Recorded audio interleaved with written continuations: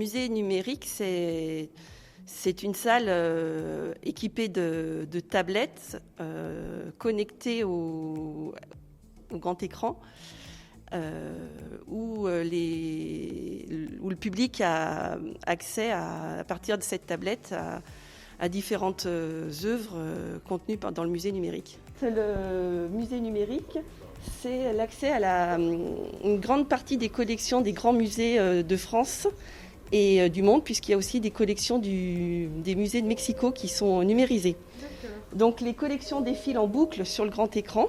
Oui. Et lorsque vous avez quelque chose au grand écran qui vous intéresse, vous avez la possibilité de cliquer sur le petit cœur de la tablette et du coup vous avez un focus qui est fait sur ce que vous avez sélectionné. En fait, c'est quand vous voyez une œuvre qui vous plaît, vous cliquez, mais vous ne pouvez pas choisir laquelle vous allez voir. Ces différentes collections, elles sont proposées par la Villette. Donc il y a deux ou trois collections qui sont vraiment sur des grandes institutions françaises, que ce soit le Louvre, Versailles, le musée d'Orsay, le musée du quai Branly, voilà. Il y a aussi une collection qui parle des résidences royales européennes. Donc on voit de nouveau Versailles, mais d'autres résidences comme à Sintra au Portugal par exemple.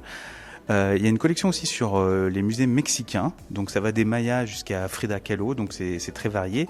Mais ce qui est bien dans notre projet, c'est que dans les deux autres lieux, donc au sein de l'écomusée du Haut-Beaujolais à Tizy-les-Bourgs et au sein du tiers-lieu La Bobine, mais à la Mure, puisqu'il y a un deuxième site, là on est plutôt dans les communes rurales. Et c'est vrai que c'est un autre aspect du programme Microfolie, c'est vraiment d'aller rencontrer les habitants des territoires ruraux pour aussi leur amener ce musée numérique, cette culture, ces œuvres qu'ils ont peut-être déjà vues d'ailleurs ou qu'ils n'ont pas eu l'occasion de voir et de leur présenter ces œuvres, même si ça ne remplace pas le fait d'aller vraiment dans le musée. Ça peut être une préparation pour aller les voir en vrai ou un souvenir après les avoir vus vraiment, mais voilà, c'est complémentaire.